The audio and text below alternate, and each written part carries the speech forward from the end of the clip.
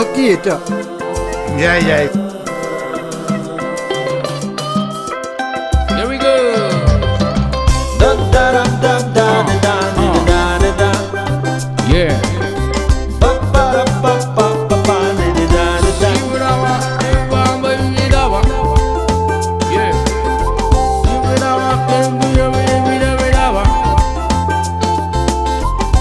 Yeah, yeah, yeah. Wow, wow, wow, wow. Nangu asum ningsingduna leire mikup ama nangbu kauge ngamdre lamdam kaida chatlaga aibu lamdam kaida chatlaga aibu potha sige mikup amatang nangbu asum ningsingduna leire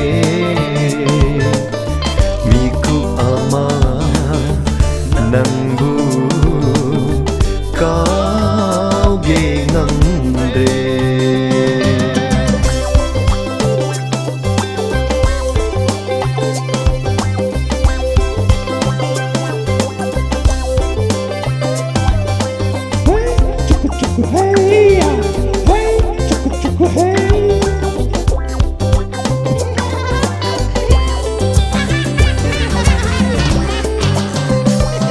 Ahindo karamna hau ki khang hau de manglando asumna kai kini khallu de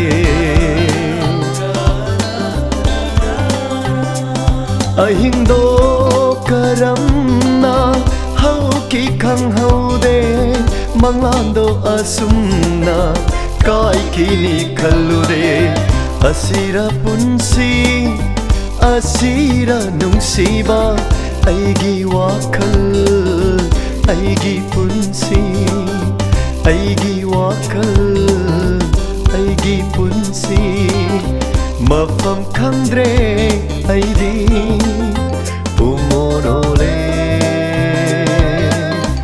nangbu asum ningsingduna leire mikup ama nangbu kauge ngamdre. So so so so so malam balai. So so so so so malam balai. Ha ha. Aha.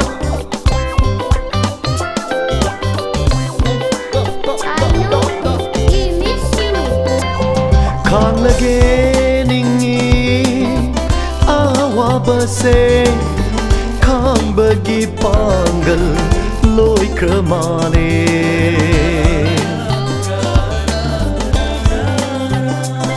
khang lage ningi awa base khang bagi pangal loi kramane asum na asum hingba tare aigi wakal aigi punsi aigi wakal aigi punsi mafam khandre airi pumorole nangbu asum ningsingduna leire mikup ama nangbu kauge ngamdre lamdam kaida chatlaga aibu lamdam kaida chatlaga aibu potha sige mikup amatang nangbu asum ningsingduna leire mikup ama nang bu có ghê ngầm